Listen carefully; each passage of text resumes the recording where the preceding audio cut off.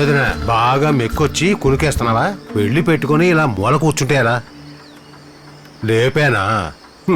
ఈ ఇంట్లో ఎవ్వరికీ బాధ్యతలు లేవు. పెళ్లి ఎలా జరుపుతానో ఏంటో. తేరా గుంపుగా చేరి కాలక్షేపం చేస్తున్నారా? మన జమీందారీ ఇంట్లో పెళ్లిని మీరు తేలిగ్గా తీసుకోవచ్చు, కానీ ఈ చిన్న జమీందారు అలా తీసుకోలేడు. ఈ శుభలేఖ వల్ల ఎన్ని సమస్యలు వచ్చాయో తెలుసా? మీరేమో పట్టించుకోరా. దుబాయ్ లో ఉన్న జాన్సన్ పేరేశారు, కువైట్ లో ఉన్న రసూల్ పేరు వేశారు, కానీ మన పక్క ఊళ్ళో ఉన్న 40-50 మంది బంధువుల పేర్లు వేయలేదు. వాళ్ళు అడిగారు. ఇప్పుడు వాళ్ళంతా ఏకమయ్యి శుభలేఖలు మాకొద్దని తిప్పి పంపించేశారు. ఇప్పుడు ఏం చేయాలి? ఏదో ఒకటి చేయండి చిన్న. అది మీరే చూసుకోదురా, మళ్ళీ శుభలేఖలు వేయించడానికి టైం లేదు. అందుచేత కింద ఖాళీగా ఉన్న చోట్లో మన బంధువుల పేర్లన్నీ రాసేసి నేనే ఇచ్చేనా?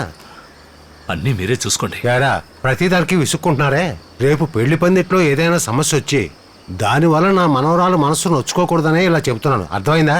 ఆవేశం తగ్గించి ఆలోచించుకోండిరా. ఒరే మనీ, లైట్లు వేయకుండా వాళ్ళు అలా కూర్చున్నారు, నువ్వు ఇక్కడ గుంజలా నుంచున్నావు. వెళ్ళి ఆ లైట్లు దండలు ఏర్పాటు చేయరా. దండైతే మంచి రోజు ఎప్పుడు వచ్చిందో ఏమిటో. ఇక మీరు వెళ్ళండి. నేను వెళ్తాను గాని నా మనవరాలు పెళ్లి ఘనంగా జరగాలి. ఈ పెళ్లి గురించి తరతరాలు గొప్పగా చెప్పుకోవాలి. ఇంత వయసు వచ్చిన చిన్నపిల్లలే, అన్నీ నేనే చెప్పాలి. వదినా, ఈ పెళ్లి పనుల్లో నీకు భాగం ఉంది. ఎంతసేపు అలా కూర్చుంటావు? ఏదో ఒక పని చూడు. ఈవిడ ఎప్పుడు ఇంతే, చిన్నప్పటి నుంచి నన్ను ఆట పట్టిస్తూనే ఉంటది. జాదస్తం బాగా పెరిగిపోయింది. మీరేం దిగులు పడకండి, అమ్మాయి ఖచ్చితంగా దొరుకుతుంది. ఏంటి మన జీవితం ఇలా సడన్ గా మలుపు తిరిగింది? ఏం మలుపు తిరగడమో ఏంటో. ముందు ఇక్కడి నుంచి ఎలాగైనా బయట పడాలి.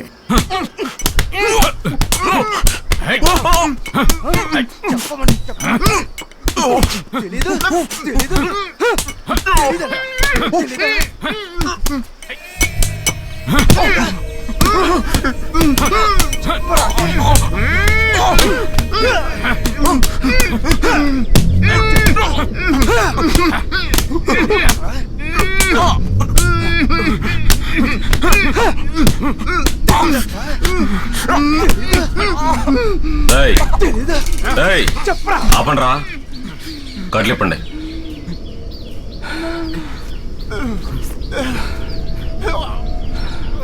చెప్పరా, వాళ్ళు ఎక్కడున్నారా చెప్పరా.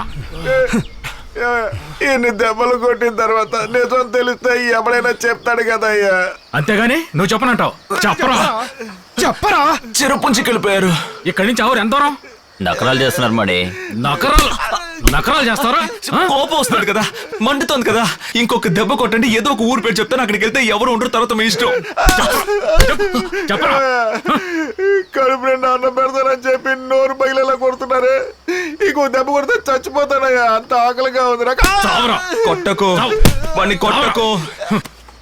చెప్తాను, అన్నం పెట్టండి చెప్తాను. వాళ్ళకి భోజనం పెట్టండి రా. ధనరాజ్, వెళ్ళి భోజనం తీసురా. ఎంతమంది వచ్చారు?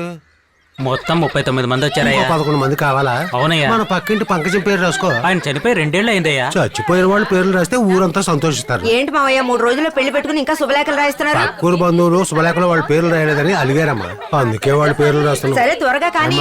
అందరికి బట్టలు తీశారు కదా? తీసుకున్నాం మావయ్య. నాకు జమీందార్ టోపీ కొన్నారు కదమ్మా? పసుపచ్చ టోపీ కొన్నాం మావయ్య. సంతోషం. పంతులు, అయ్యా ఏంటి ఆలోచిస్తున్నావు? రాయవయ్యా.